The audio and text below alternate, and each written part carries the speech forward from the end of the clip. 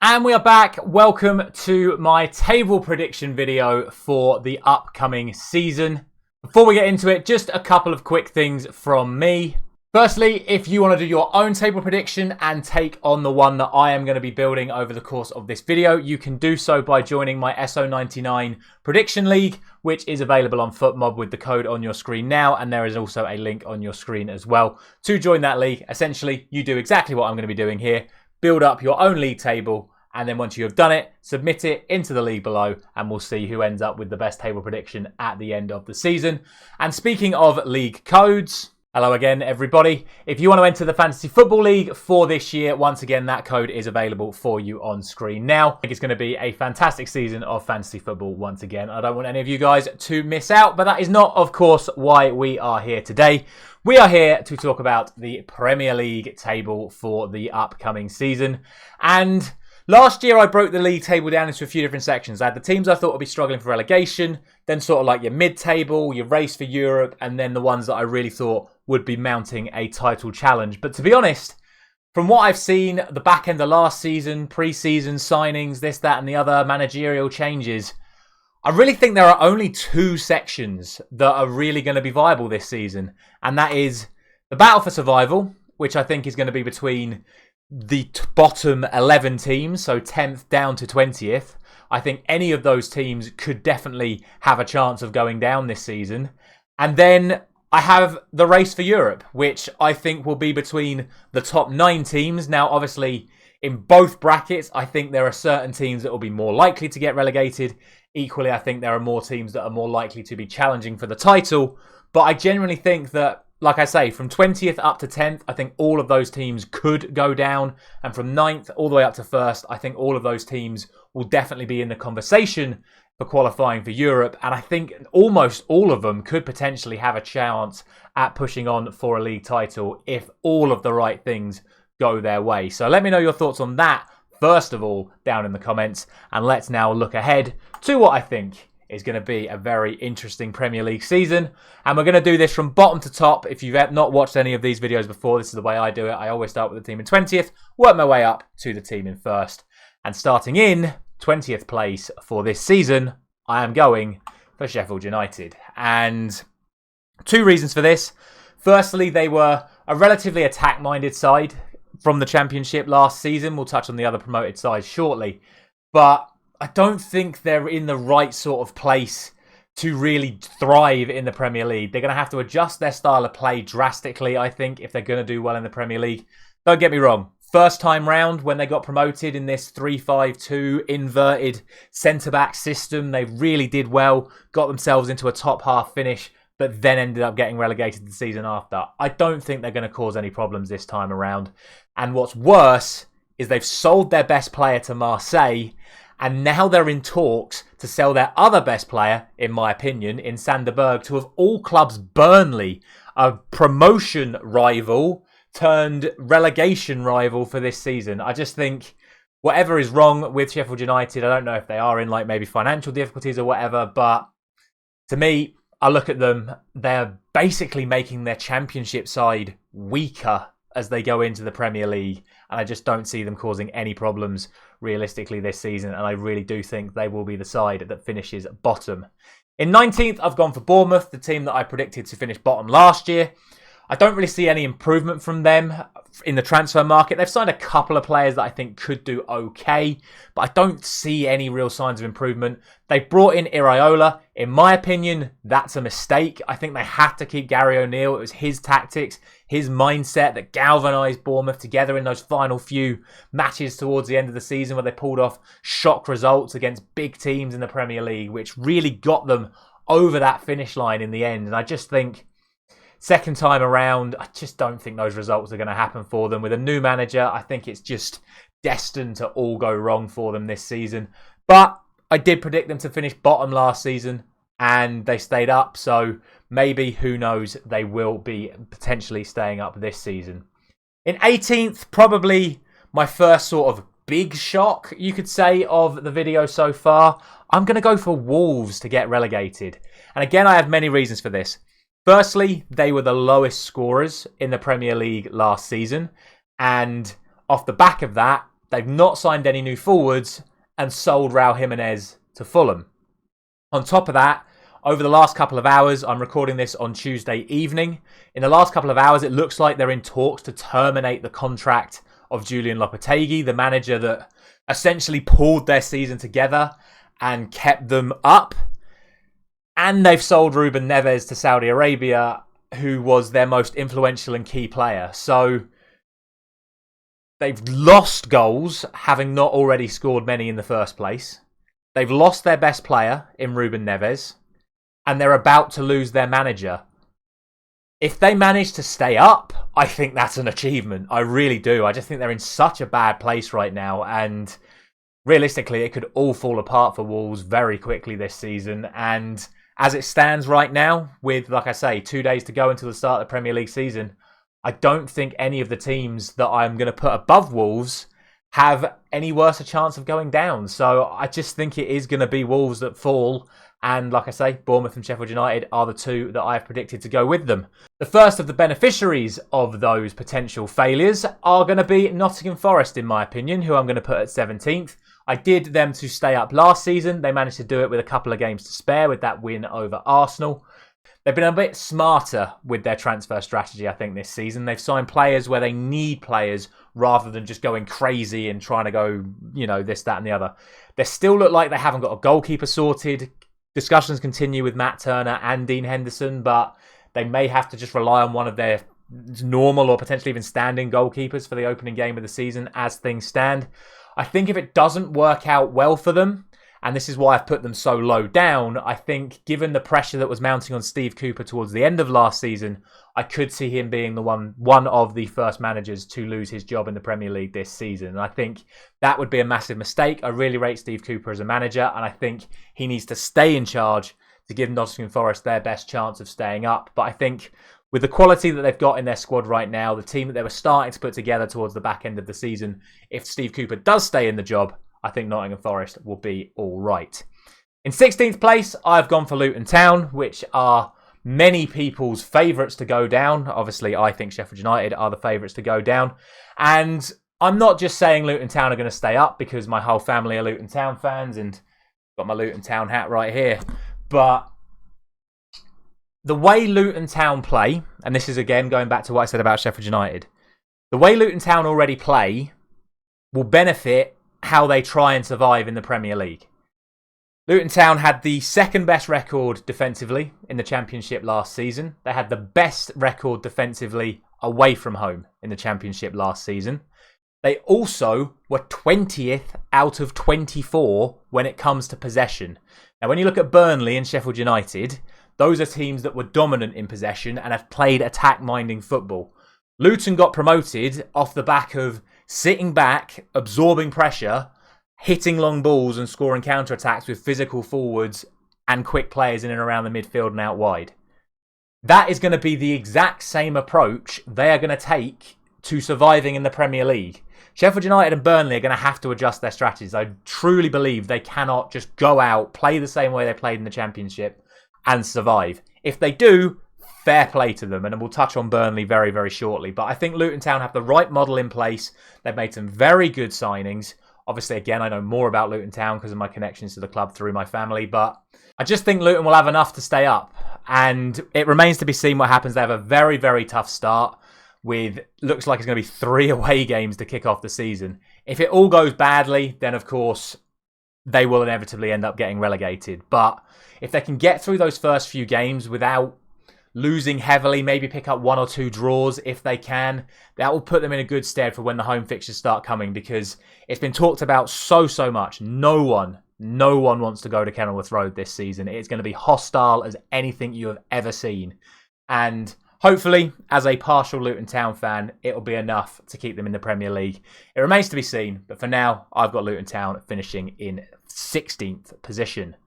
After them is the next promoted team and the final promoted team, which is Burnley, because like I just said, Burnley were by far the best team in the Championship last season.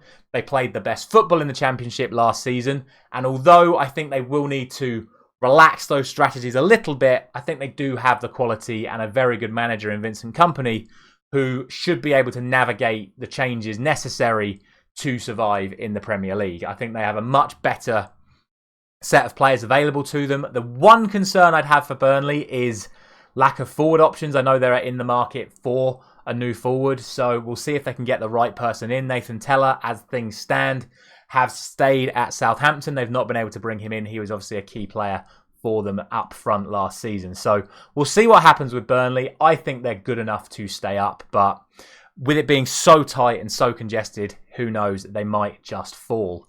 In 14th, I've gone for Fulham. Again, due to a multitude of reasons, a lot of pressure has been put on Fulham in the last few weeks. Marco Silva could have left with moves to Saudi Arabia. Mitrovic could be going to Saudi Arabia. Willian could be going to Saudi Arabia. There's been a lot of emphasis put on Fulham players to leave. And I think they've made some smart signings. As I said, I already said about Jimenez coming in from Wolves. It looks like they're going to get Damari Gray out of Everton, which would be another good signing for them. Another major concern for them, though, is the loss of João Paulinho, who looks like he's dislocated his shoulder, maybe had a fractured collarbone, could miss a large part of the start of this season. And without such an integral player in their team and with so much disarray around the club at the moment, I think they're probably going to make a poor start to the season. But as the season progresses, I think they'll have enough quality in and around the squad to get themselves back into a good position. And they definitely could easily finish higher than 14th. I just think they're probably more than likely going to have a bad start given everything that has happened and the uncertainty around Mitrovic. So for now, I've got Fulham in 14th, but it would not surprise me to see them finish a little bit higher. In 13th, I've gone for Crystal Palace. It's just where Crystal Palace normally end up. Yes, they've lost Wilfried Zaha. Crucially, as things stand, they have not lost Michael Olise. I think if Olise had already gone to Chelsea or to Manchester City, I probably would have put Crystal Palace maybe down at like 15th, possibly even lower. But as things stand, they've managed to keep their core players in place. Defensively, they are still fine. Roy Hodgson is back in charge. He knows the club. He knows the players. He'll have them well organised. I don't see them pushing on. I really thought under Vieira they could start pushing further up the table. But as things stand right now, Crystal Palace are just the team that finishes in and around mid-table. But like I say, with Zaha gone, if Olise does go, I think they are then going to be slightly concerned about where they might end up finishing at the end of the season. In 12th place, I'm going to go for Everton, who, again, I think a lot of people might have had a lot lower than this, but I think Everton will do all right this season. I really do. I think Sean Dyche is the right man to be in charge of them at this point in time. I think they've signed relatively well. I spoke about when I did my fantasy football predictions and players you should pick that if they can get the best out of Dele Alli this season, then that would be massive for them. But I really do think Everton are in a good place. I think they're on the up and up. I think they have a good core group of players. They have enough talent in the squad and they have a very good manager in charge who will certainly do enough to keep Everton up in the Premier League this season. I will be shocked if Everton are in the sort of like proper bottom end of the table come the summer of next year or spring of next year when we get to the bottom end of the season. But I think they'll be all right. I think they'll do well this season. I think they can definitely thrive under Sean Dyche, and I expect them to have a much better season than they have had in recent times. In 11th place, I have gone for Brentford, and that is purely down to the fact that they have lost Ivan Toney. Now, in the last literal hour, they have opened talks with Nico Gonzalez from Fiorentina. If they get him in, that is a fantastic signing for them. I really, really rate Nico Gonzalez. And with the greatest of respects to Brentford, I think he could play for a better team than Brentford. So if they can get him in, I think that's a great signing for them. But without Ivan Toney, their main source of goals, their big threat, their target man, he brings everyone else into play. I can't see them doing as well without him. But they've signed well. I think Nathan Collins is a fantastic signing for them at centre-back. I think Schade is a very good signing for them. Whether he's going to play up front or out wide remains to be seen. Slight fitness concerns as well over Mbermo going into the start of the season. So kind of like what I said about a couple of the other teams. They might not have the best start to the season, but I think once they get things sorted, they'll get up and running. And then, of course, that goalkeeper situation with Raya or Flecken. I don't think it matters who's in goal for them. If Raya does leave, that'll give them even more money to spend on better signings. And I think Flecken is a more than capable goalkeeper. But if they do manage to keep hold of Raya, gives them even more chance of finishing higher up the table. But I just think, like I say, I've got them in the bracket of team that could be in a relegation fight because without Ivan Toney, they lose a lot of their identity. But we shall see. For now, Brentford in 11th. In 10th place, the final team that I think could struggle this season, but I think will end up doing well, is West Ham United. Obviously, they have lost Declan Rice. They have brought in a lot of money for him. As I speak right now, Edison Alvarez is doing his medical to be a signing from Ajax. He moves straight into that Declan Rice role. Again, I know as a Manchester United fan, they are really pushing to sign Harry Maguire and Scott McTominay. If we assume they get all of those signings in, West Ham are going to have no problems next season. I also think we're going to see a lot more from Lucas Paqueta this season. I think he is developing into the player that West Ham initially signed. Defensively, they're solid. David Moyes is a good manager. Yes, they will be competing in the Europa League after winning the Europa Conference League, but I think their squad is more than capable of handling playing on multiple fronts, as it did last season, because they obviously won the Europa Conference League to qualify for the Europa League. Yes, it did affect their overall season, but I think they'll be more than well equipped to compete and stay in the Premier League this season. That then brings us on to the top 9, where, like I say, all of these teams I think are in the race for Europe. It's just a case of where do I think they're going to finish overall in regards to a lot of factors, because it is very, very close, I think, between almost all of them. Yes, there are going to be some clear ones that we know are going to be in the top 1, 2 or 3 positions, but for me, I think right now these all have a chance of competing for Europe, and almost all have a chance of competing for the title. But in 9th place, I'm going to go for Brighton. They have obviously lost a couple of key players. They've managed to hold on to Caicedo for now, but again, as things stand right now, he's not been included in their most recent and final pre-season game. It's unsure if he's going to be available for the weekend. He may still end up leaving, but I really like the core group of players that Brighton have. There's so much momentum around them right now. They've got a good young team. They've signed the likes of João Pedro, Milner coming in for a bit more experience. And I just think competing on multiple fronts, playing in the Europa League, playing in the Premier League is going to be a lot harder for them to be as successful as they were last season. But don't get me wrong, if it goes well for them, they're definitely more than capable of qualifying for Europe again. I just think the other 8 teams I've put above them on paper just have a better squad as things stand right now. And that is precisely why in 8th place I have gone for Tottenham, because I think they have a very good squad of players. There is just an awful lot of uncertainty again around still the future of Harry Kane, who on a Tuesday evening, 3 days before the start of the season, still could stay and still could leave. We won't know for certain until Friday morning, because if he's still a Tottenham player on Friday morning, Harry Kane definitely stays. But you just look at the squad as a whole, you look at the players that they've signed, the likes of James Maddison in particular. I do think Tottenham have more than a capable squad to compete at any level they really seem capable of doing, but I'm not convinced by the manager. It's either going to be a situation where he is going to be exactly what Tottenham need to get them back competing for top 4, potentially even for a title run, but I don't really see that as a realistic possibility. But equally, if he's not the right man for the job, and especially if Harry Kane leaves, Tottenham could struggle to finish in the top half. They really could. And I've moved Tottenham more than any other team in the build-up to this video. I had them as low as 12th at one point. I've had them as high as 5th and maybe even 4th at one point. But as things stand right now, I can't put them any higher than 8th because there is just too much uncertainty. If things go right, they could definitely finish above some of the teams I'm about to put above them. But right now, I don't think it would be fair to any of those teams to put Tottenham any higher than 8th.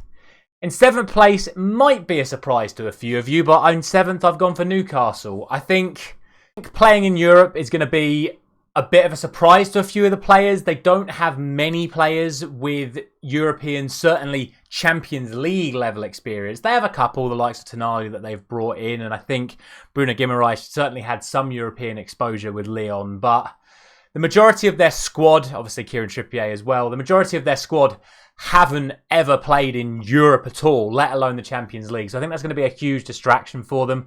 I think they're going to put their most effort into that, and I think that will end up affecting their overall Premier League performance. Don't get me wrong, there is a lot of time left in this transfer window. Newcastle have been smart with their signings, and it wouldn't surprise me to see them bring in 1 or 2 other players before this transfer window closes, which will help them compete on multiple fronts. But again, this is the problem of doing these videos before the transfer window closes. You can't make a fully informative decision until you know where people stand at the end of the window. So for me, Newcastle, with the Champions League commitments, I just think they're not going to quite have enough to compete for the top 4 again this season, whilst also competing in the Champions League. And that is precisely why, in 6th place, I've gone for Chelsea, because they don't have that European commitment. They have not really had the best transfer window, if you're asking me. I like the signings of Nkunku and Nicholas Jackson, although it looks like Nkunku's going to miss the first 2, potentially even 3 or 4 months of the season already through injury. They have absolutely decimated their midfield to the extent that their only real recognised centre mids are now Enzo Fernandez and Conor Gallagher. So that could end up working against them. But the fact that they have a new man in who is trying to rebuild them, I think, properly this time around. And given the fact that they don't have any other commitments in Europe, certainly until the League Cup and the FA Cup start much later on during the season, they can just spend these first 2 or 3 months really getting themselves sorted, playing each game 1 week at a time, building up on the season, and I think they'll end up having an okay season. It starts for them immediately, though. That's the only real problem they've got, is their first game is Liverpool at home. They need to win that game. They really need to win that game. If they lose, if they get humiliated, don't expect Chelsea to come anywhere near 6th, because it'll all just crumble away again immediately. They have to get a result against Liverpool on the opening day if they stand any chance of competing for wherever they think they should be. I don't think they're capable of challenging for the title this season. I think they're definitely capable of challenging for the top 4, but it's all got to start well, and there is huge pressure on that opening game against Liverpool. In 5th place, I'm going to go for Aston Villa. And I really wanted to put Aston Villa in the top 4 because I am so impressed with what they've done since Unai Emery took over. And I'm even more impressed with the signings that they've made in this transfer window. Pau Torres, Tielemans, Diaby, just to name a few. Real high quality players. Players that genuinely should probably be at Champions League level, not Europa Conference League level. But players that will definitely help them compete for a Champions League place this season. You take that Aston Villa starting 11, how I would certainly take it. And that's genuinely a team that I think is almost as good as any other Premier League starting 11, outside of probably Manchester City, who no one can really match their starting 11 if we're being honest. So really impressed with Aston Villa. Also the fact that since Unai Emery took over, only Manchester City have accumulated more points than Aston Villa. It just puts them in a really good position to challenge this season. And like I say, they are in the Europa Conference League, which is going to send them all over Europe with a whole host of teams that aren't really at European level when you come up against them in the Europa Conference League. But that also means that unlike Brighton, unlike the likes of Newcastle and Liverpool, that when they go into their European games, they're going to need to use their first team. Aston Villa can use their squad players in the Europa Conference League and not have it affect their chances of competing in the Premier League. So watch out for Aston Villa. I really think they're going to have a really good season, but I couldn't quite put them in the top 4 because I just think the remaining 4 teams are too strong for, in my opinion, the other teams in the league. And the first of those, in 4th place, I'm going to go for Liverpool. And this is purely because of defence. You have to look at what's happened to them in this pre-season. Like, all of their games have been like 4-4, 4-3. Like, they're conceding every game, but they're scoring every game. Against regular high-level opposition, the likes of City, Arsenal, Newcastle, Chelsea, like all these teams we've just said about, Tottenham, West Ham, Brighton, even down to the likes of Crystal Palace and all that, they're going to cause Liverpool's defence problems. And if they can't sort themselves out defensively, if they keep leaking goals, they're not going to compete for the title. If they do get it sorted, then they're right back in there. They're seriously back in there. But as things stand right now, I just don't think they've got their defensive issues sorted. And whilst they don't have those issues sorted, I can't put them any higher than 4th.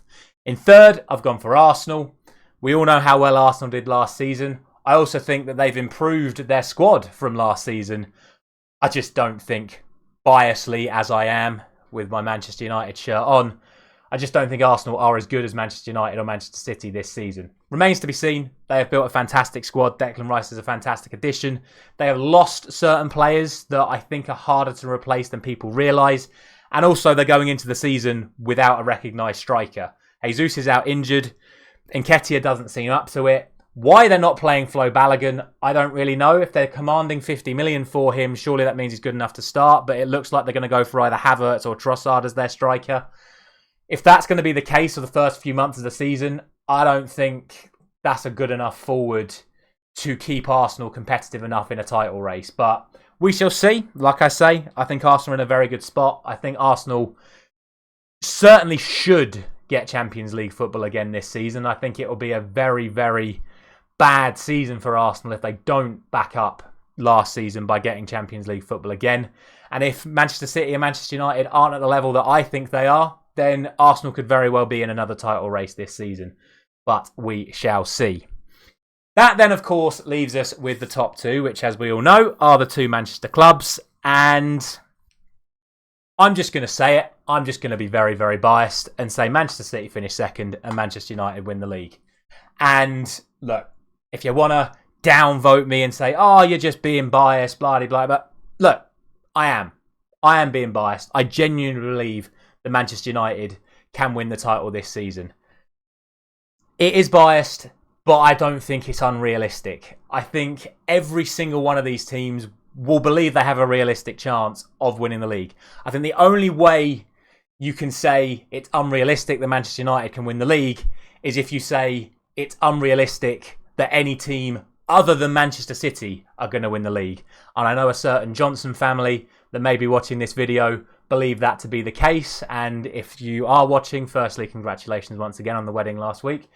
But I just don't think Manchester City are quite at the level they were last year. I think Mahrez is someone that is near impossible to replace. I think Gundogan is someone that is near impossible to replace. Yes, they've brought in Gvardiol defensively. Yes, they've still got Erling Haaland. They've still got Kevin De Bruyne. They've still got Pep Guardiola and this system that has been working so well for them. But once again, Manchester City have had a poor pre-season. Once again, Manchester City have lost the Community Shield. And if you look at Manchester City's opening fixtures, it's probably the nicest set of opening fixtures a team can have. But Manchester City starts seasons poorly. And if they do start this season poorly, then that means they're dropping points against teams that they shouldn't be dropping points against.